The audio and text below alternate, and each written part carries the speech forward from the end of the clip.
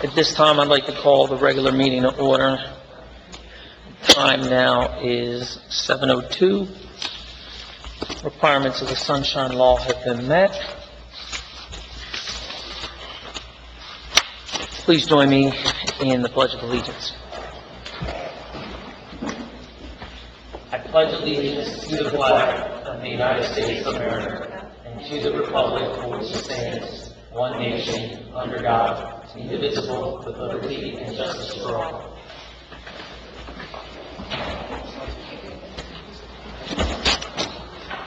Can I ask everybody to join me in a brief moment of silence?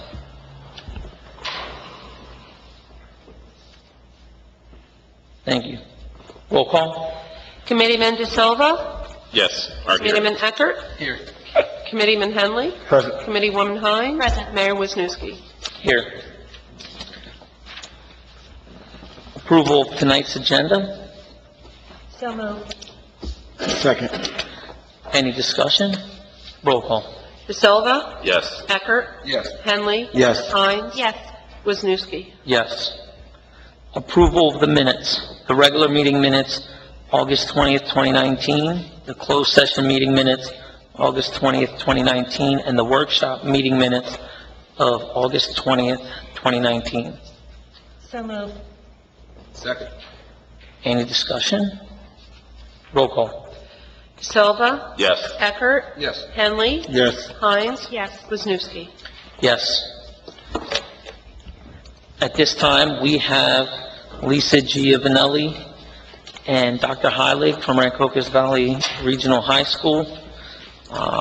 They have a presentation for us on their referendum. Thank you, Mr. Township Committee. Thank you for giving us 5 minutes and the package agenda, so I'll get through some of the information. So that's the amount of the information.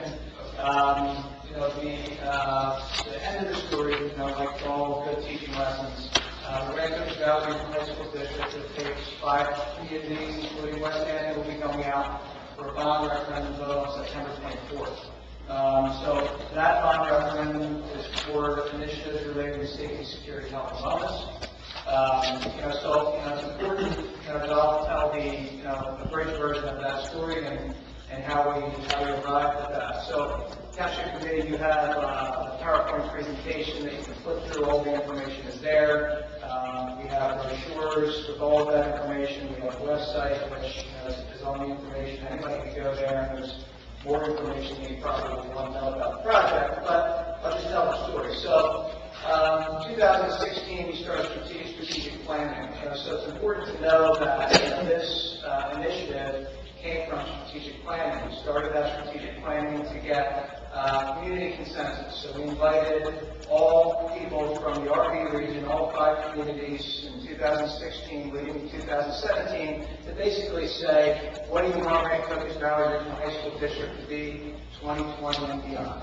Of course, we had a number of plans that arrived out of that, but after collecting that data with hundreds of stakeholders, including parents and municipal figures and superintendents and students and teachers and administrators, with that collective group, you can only imagine in 2016, now 2019, even more emphasized, safety and security was one of the top items. Obviously, people want to feel safe and secure.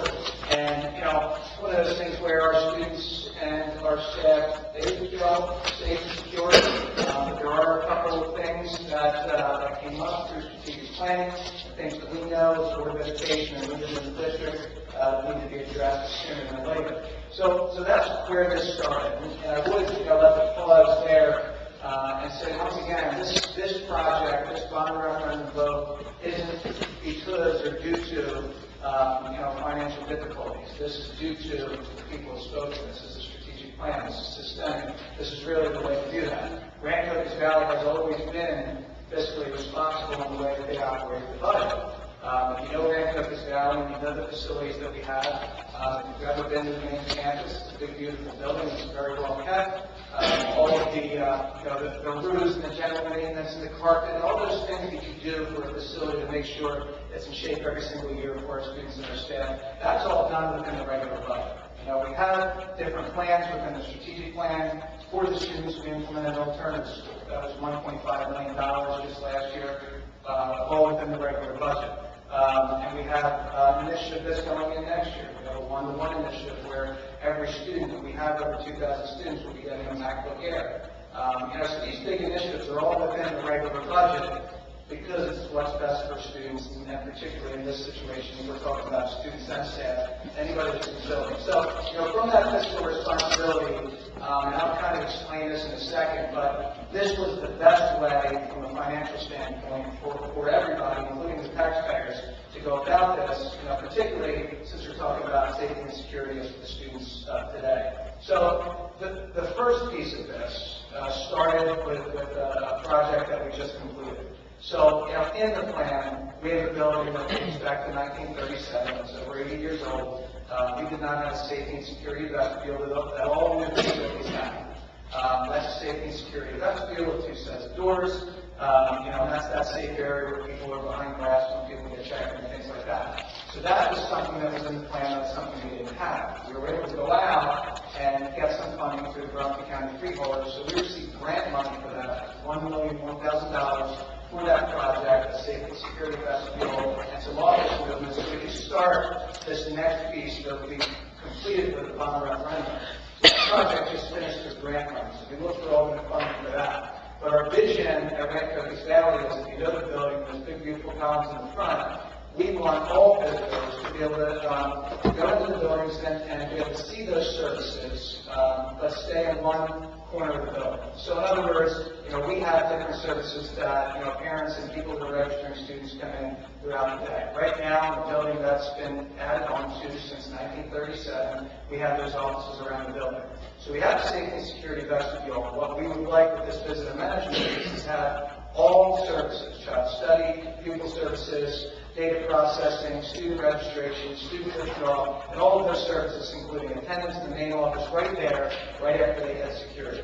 And that would take some office movement, and that would keep all visitors in one section of the building without, like they do now after they're checked in, and mingle with the students to be able to get to those services within the other offices. So that's one thing that we know we definitely need. We started with grant money. We need to complete that piece with the referendum. So that's visitor management. Now, the second piece of the referendum is really common sense. And once again, if you know the building, and if you've been out there, particularly on the budget drive, to Rancho Valley, and go up the hill tomorrow when it's 90 degrees, you're going to see big, beautiful windows that have to be open during the school day. So we have this $1,001,000 safety and security vestibule that we put in, but tomorrow you're going to see big windows right next to that safety and security vestibule on the ground level and on the second level that have to be open because those second floor rooms are going to be about 90 to 95 degrees inside while the students are there. And that's just the way that it is because we know that only 17% of our facility is climate controlled. So it leads to a couple of problems. So we have a safety and security vestibule that we put in. If I truly need to lock down the facility for safety and security, we can't close the windows. We won't be able to do it tomorrow when it's 90 degrees outside. So the second piece of this is all new windows. They will be windows that look just like the windows that we have.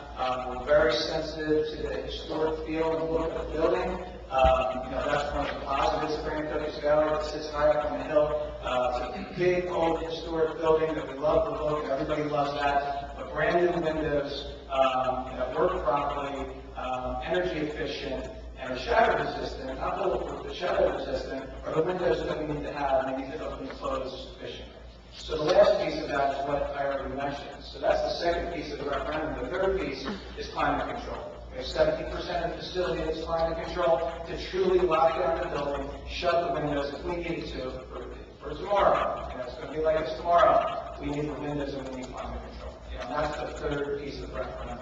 We also know with that piece, we have a number of students and a number of our staff members with respiratory problems, asthma, allergies, things like that. So right now, the way things are, we have these big windows, they're going to be open, pollen comes in, grass will be cut outside, dust fumes from the back of the building.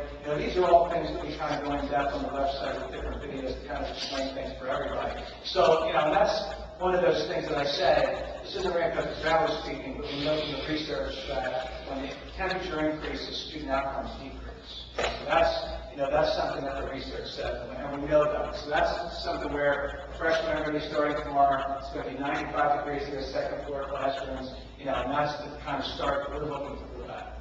That's the three prongs of the referendum. To get to some of the numbers, so it'll take a lot of your time. So, when we get to the end of that, the whole project is $21.7 million to do all of that work and make Branko's Valley one of the most safe and secure, healthiest buildings and campuses, I would say, in South Jersey and United States. Now, getting back to the fiscal responsibility, the board looked at the strategic plan and the plans that came out of this and the things that we have to do and we can't ignore. And this is the piece of it. How do we fund that? We look for grant money, we put bits and things in the regular budget, but this is fiscally responsible because we receive 40% of the state from that 21.7. So that increases the $21.7 million project to a $13 million project, and that's the burden on the taxpayers spread across the 5 different communities. So that's one of the things that the board looked at when they said, okay, if we do this through a bond referendum, we're going to get the 40% aid, which brings that down to $13 million, number one. Number two, we could do this project within 2 years. This is something we can't ignore. It came from Vision 2020, the strategic plan. We do this within the regular budget. It'll take about 15 years. So if we do it that way in 15 years, by the time we get to 15 years, there's 15 years of students that are at risk, and then in 15 years, the equipment fails and we have to replace it because it takes 15 to 20 years, for the life of the equipment. So, that's where we are with the 40%. Now, for the taxpayers to dig down just a little bit, so when you're talking about an average assessed home for 5 communities, for all communities, it's less than $78 increase a year. You're talking about per month. For the 5 communities, it's a range of $3 to $7 per month increase tax increase. I say in all of our presentations, and this is about the 50th or 60th presentation that we've done, getting around all the 5 communities to make sure that everybody knows about this. No tax increase is a good increase. So when we looked at, the safety and security, health and wellness of our students and staff, we're talking about 2,000 students. This was something the board looked at, and this was the best way that's fiscally responsible, and something that we need to do now.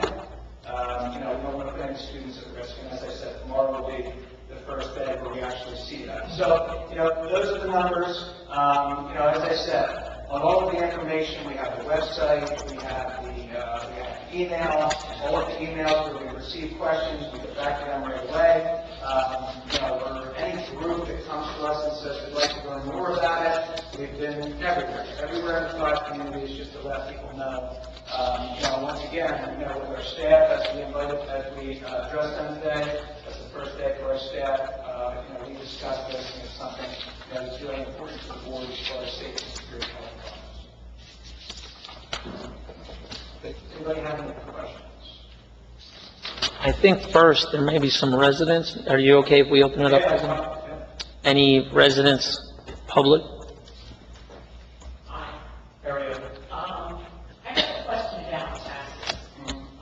Typically, historically,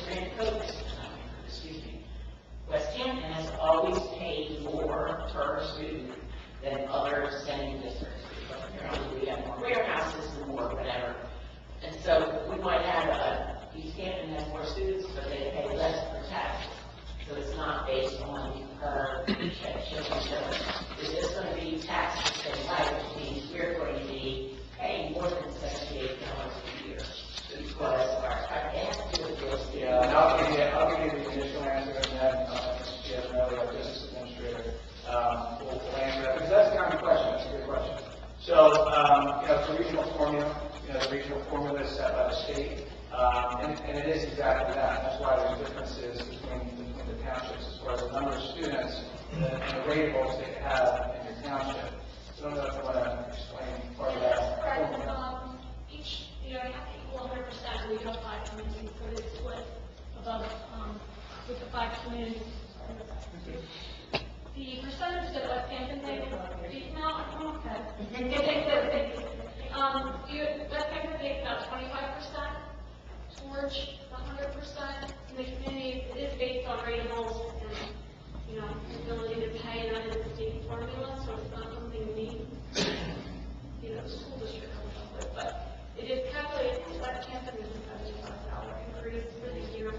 Yeah, you're in the middle school, so as I said, the range is 37,000 to 78.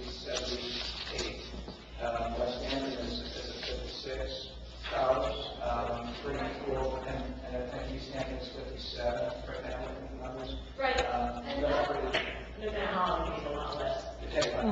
Right. But of the 13 million, West Hampton's responsible for 3.2 million. So you're not paying for the whole 13 million, the percentage share is 3.2. Right, we're paying 25% instead of 20, instead of dividing equally. Correct, based on the formula. Correct, that's the formula, that's students and variables, and that's why it doesn't necessarily seem, when you look at it on the surface, it doesn't seem like that. I've been in a couple different regional high school districts. This is, that formula we've been trying to explain to community members for years. It's the formula is basically the same.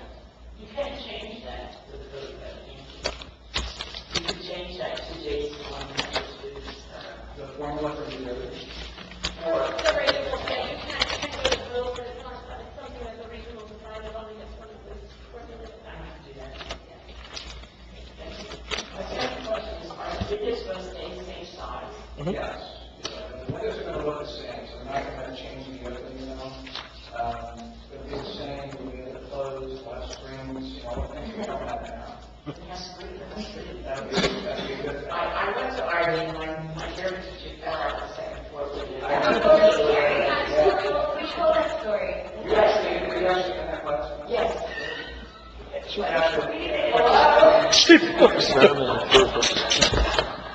They're trying to blame you. So you can say firsthand, I didn't push it down. You can tell now, Nancy, statute of limitations is I up. can say it's absolutely true. Yes, now you can. And if you look at the building now, where the girls' gym used to be, it's our library now. We've actually replaced those windows with, or newer windows, but they have to be older. And then B-Wing, which is the newest area, we also have the windows. So if you really just look at the building. So it doesn't look different, so it has to be the same building. But if you look from the street and look, if you're looking at the building, look all the way to the right where the gym used to be, those are brand new windows, that's the library now, they don't look any different, so. You're not going to be falling out. That's all this time. Any other questions? Thank you very much. I really- Yep, someone in the back. I was part of the planning session before, and, I just want to go on the record, it's a no-brainer. And, and one thing is, it's not so much also just the teachers, I know a lot of staff very well, and I can't imagine, when I did the building, when hockey is teaching that part, that's a real credit, testament, to the profession. And, it's something that, again, is, we were, I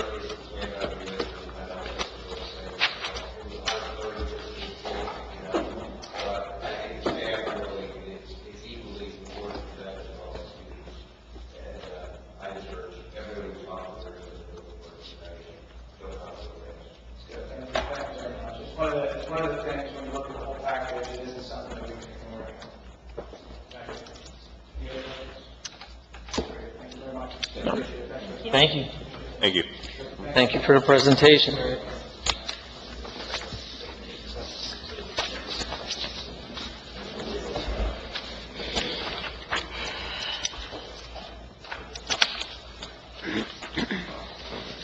At this time, I'd like to open the meeting to the public for comment on agenda items. Ms. Bergley? I guess I have some questions about letting Rowan use our schools. And I know here's my question, you can answer that later, or you can answer that later. But is it because the PTA has pulled out and they're not using the fields as much? I know we rented the fields to them in the previous.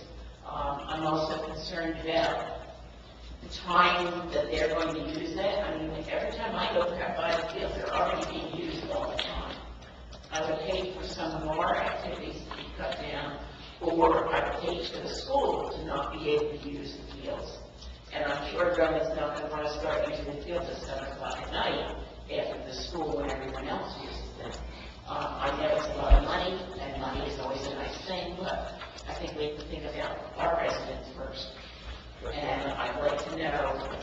who's going to make the schedule, and if it's going to hurt the school, how's it going to be, and how much time are they going to have every practices every day, and games on Saturday and Sunday? No.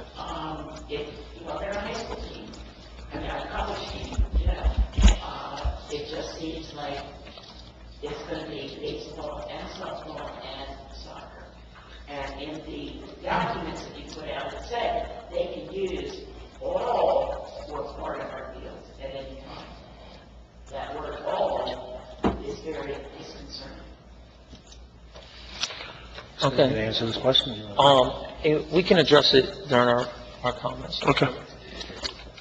Any other comment from the public?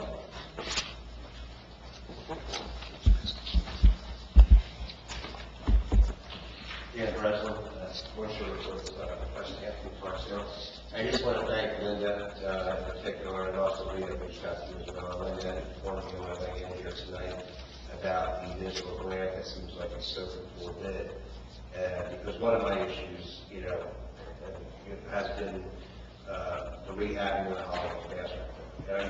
Back in, I think it was the February meeting, and, a lot of things come up, I get that, I do this, I understand perfectly. So, but it sounds like we did the application back October with refurbishing the roads we're doing as well, which I think we've done a really nice job at the intersection of Tower and Greenwich.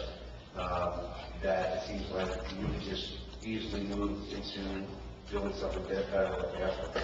Because you look at West Lumberton, maybe the Village Green area, all the kids are playing there now, Holly has the nice courts and all that. We don't even make it look like Wells Fargo said or something. It's just repave it, It's gonna be bad. Backwards up there.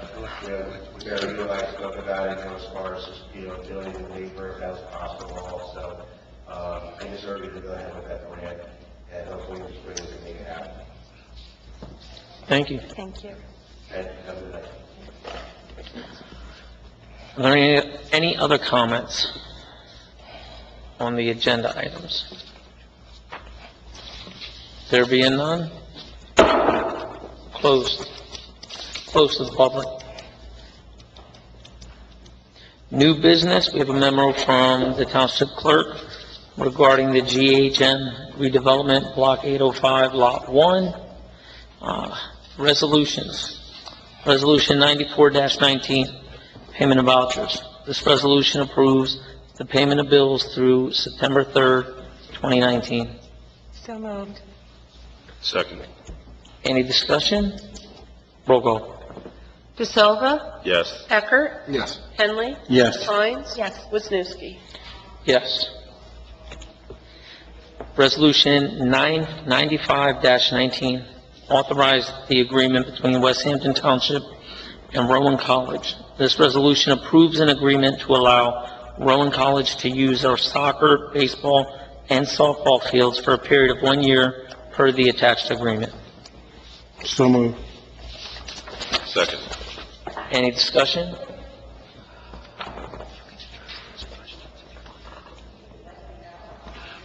Yeah. So, and I may need Jim's help. I don't know how involved you are with that, but, so, just to answer your question, Todd's gonna manage the schedule, and he's done a pretty good job of managing the schedule where, our kids still use the course. They're still gonna be used for, like, the flag football and everything they're using it for. My understanding is that Rowan's using the baseball fields in the back, and they're also maintaining those fields.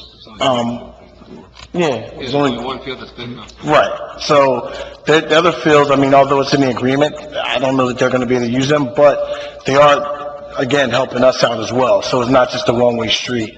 But from being involved a little bit about what Todd's doing with the fields, they're going to still continue to manage that. It's going to be used for the residents. It's going to be used the same way it's used now. It's just this additional space that we're going to utilize and maximize those fields as we promised from the beginning. I got something just to add too. I coached at RCBC, Rowan and Bruns County, for baseball as an assistant coach for three and a half seasons. I can almost guarantee you most of their games are going to be during the week, and they're going to be before our school kids are even out of school. most of our games, we started between noon and 1 o'clock, so at the latest, we're done by 3. Most of the college games, you got teams coming from all over, so most of our games started at noon. And maybe Saturdays, you might have an occasional Saturday game at 11 o'clock, but he said, there's only one field big enough for the college, and that's that one field all the way in the back. So the other fields will be available. I mean, worst case scenario, you might have some of the little guys out there, they're gonna look at the college plays, and they're probably gonna have the best crowds they ever had at RCBC baseball.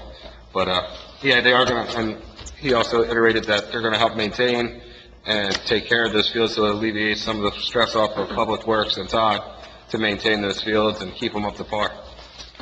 And they're probably gonna make some good, maybe some good additions, maybe fix the mound and things of that nature to bring it up to the college level. What are you doing? I'm just joking. It's loud. Yeah. Yeah, but they're not a soccer team, they're a baseball team. Yeah, I think they have soccer. Do they have- Yeah, they do have legit. Oh, I'm sorry. That's my fault. They do It's have- a soccer field too. Yeah, but most of their games, like I said, are gonna be before our kids are even out of school. Anything, Jim, that I didn't, or? Just that this has no impact on the PDA agreement that remains intact, and we've been reassured that all activity on those fields will be taking place in times that right now those fields are idle. And the members that we are in control of the schedule, they need to submit times that they want to use the fields, and then they submit those dollars. That's why we did one for agreements, and we basically sell. Yeah, I'd like to second that also. This is a good agreement. Obviously, it's the first time that we're doing something like that. It's 1 year. Any bugs that pop up, we probably address and make sure that it's not detrimental to our rec program. So we're just going to feel it out and see where it goes in the first year. Anyone else have anything to say? Roll call. DeSilva, Yes. Eckert. Yes. Henley. Yes. Hines. Yes. Wisniewski. Yes. Resolution 96-19, extension of time for payment of tax bills. This resolution extends the due date of the third quarter taxes until September 6th of 2019 at 1 p.m. due to delays in the county budget certification process. So moved. Second. Any discussion? Roll call. DeSilva, Yes. Eckert. Yes. Henley. Yes. Hines. Yes. Wisniewski. Yes.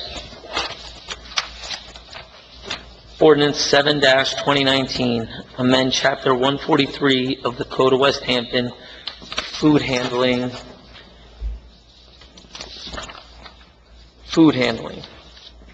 This ordinance changes the definition of retail food establishment by excluding the Township Recreation Department as it relates to the sales of food at the West Hampton Sports Complex.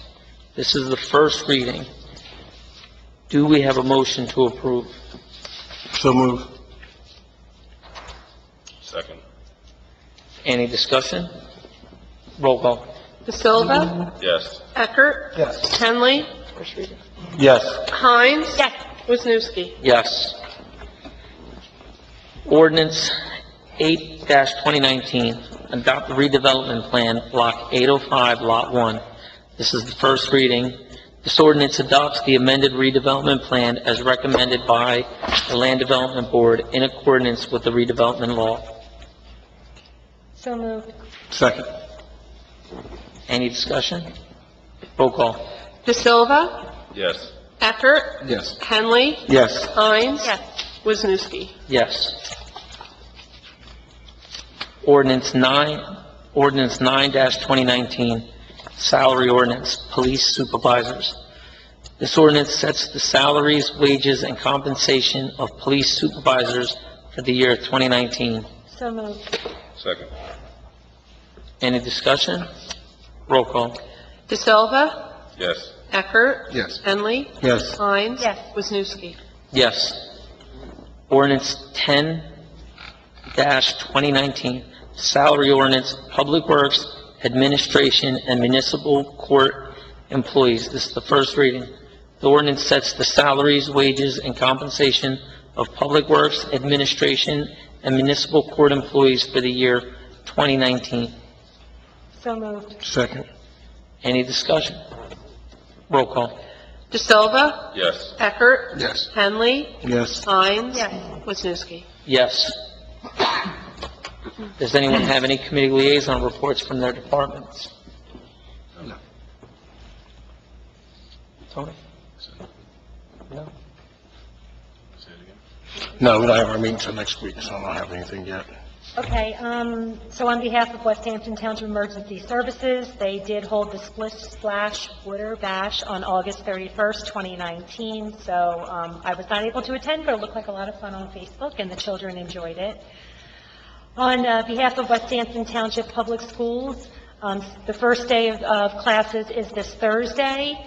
The first board meeting of the school year will be September 9th at 7 p.m. At the last meeting, I announced that the middle school has a new principal. The middle school also has a new vice principal, that's Anthony Browning. The Historic Preservation Committee, our next meeting will be September 25th, and I'll keep plugging Timbuktu Day, September 21st. Thank you for that. Dates to remember is Timbuktu Day, which is September 21st. Do you have the time I on think that? it's 11 a.m. We have the Route 541 traffic study, public open house, which is September 23rd, 4 to 7 p.m. here in the municipal building. The RV special election, which will be September 24th, and I believe that's all day from 6 a.m. to It 8 is, and you p.m. go to your regular voting location. It's actually a little later, it's 7 a.m. Okay, I'm 7 a.m. sorry. to 8. Okay. The New Jersey League of Municipalities Annual Conference is in Atlantic City, which is November 19th to the 21st. And that's it for the dates. At this time, I will open the floor to the public for comment on any items.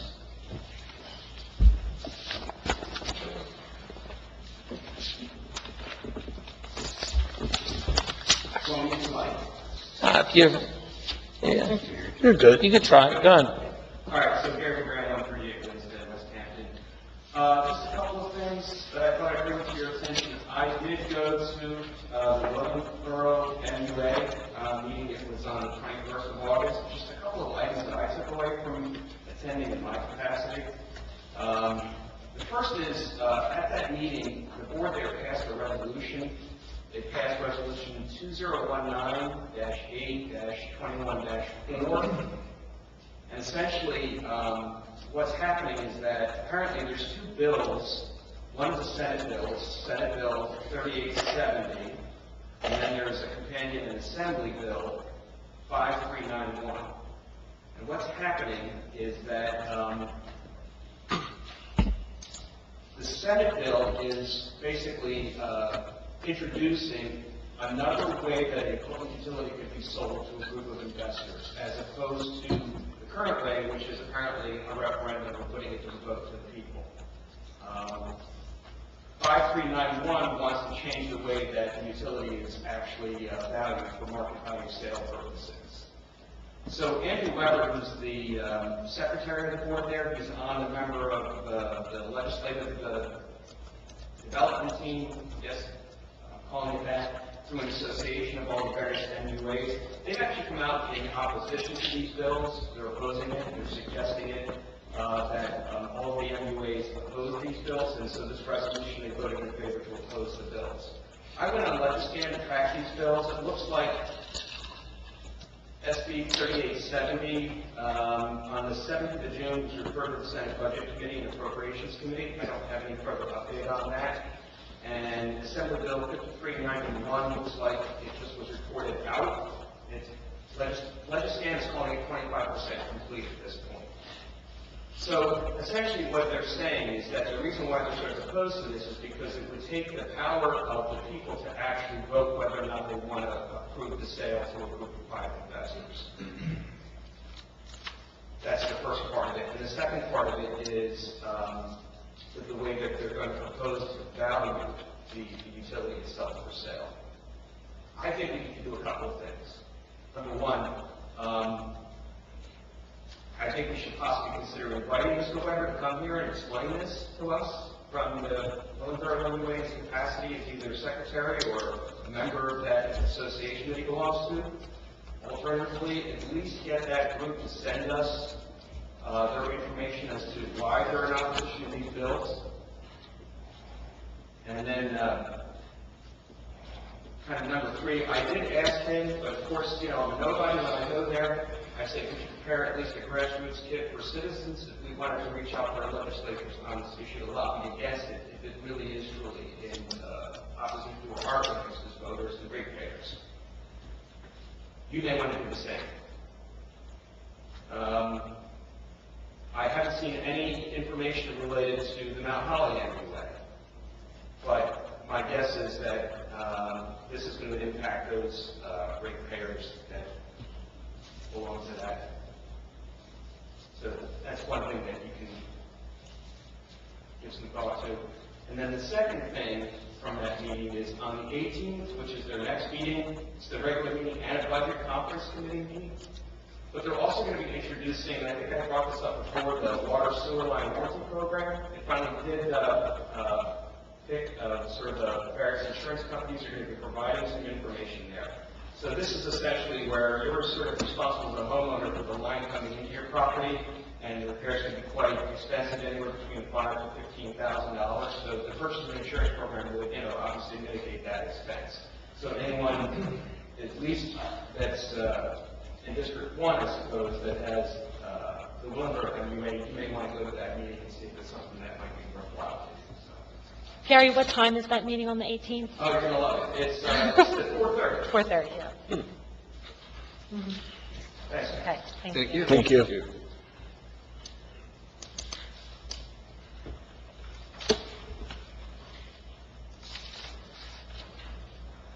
Do we have any other comments from the public? There being no other comments, closed to the public. Township committee members?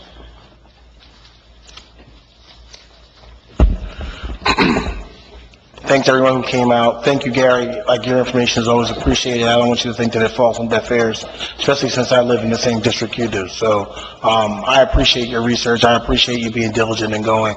And I think that, you know, definitely needs to be said, especially on my part. So, for that, I wanted to thank you. I just want to thank everybody for coming out. I want to thank RV for coming and presenting what they presented to us, and you know, go out and vote on September 24th. And thank you again for coming out. So again, Thursday is the start of the school year, so please be patient. It takes a little while for the buses to learn the routes. Be mindful of children that are at bus stops. Additionally, I did want to comment, August 31st, last Saturday, was Overdose Awareness Day, and I had the privilege of delivering the welcoming remarks at the vigil on behalf of West Hampton. It was an incredibly moving evening, not just stories of loss, but stories of courage. There were tears, but there was hope. So I'm hopeful that next year, it was well attended. There was about 300 people there. It's held August 31st every year, and hopefully it will be located in West Hampton again next year. But it was truly, West Hampton really was a presence there. So I thank everyone. Thank you. Yeah, I also want to thank all the residents for coming out. And Gary, again, thank you for attending those meetings. I agree with Sandy. It's not that we aren't paying attention. We are. I think this is something that I'm going to follow up and see what's happening locally on the other side of town.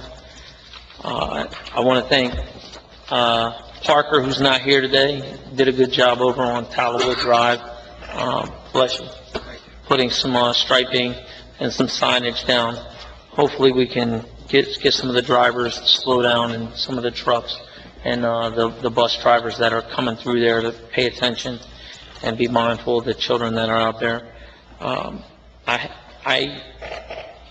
have, that's all I have, but I just had one question on the split splash water bash. Did the chief get wet? That's not fair, man. You gotta get wet, it's your thing. Slipped and was wet. Actually, I did was wet, so that was last time. You could just you could stand on the asphalt and let the kids douse you. We'll try for that next year. On that note, I'll entertain a motion to adjourn. So move. Second. Seconded by Committeewoman Hines. All in favor, say aye. Aye.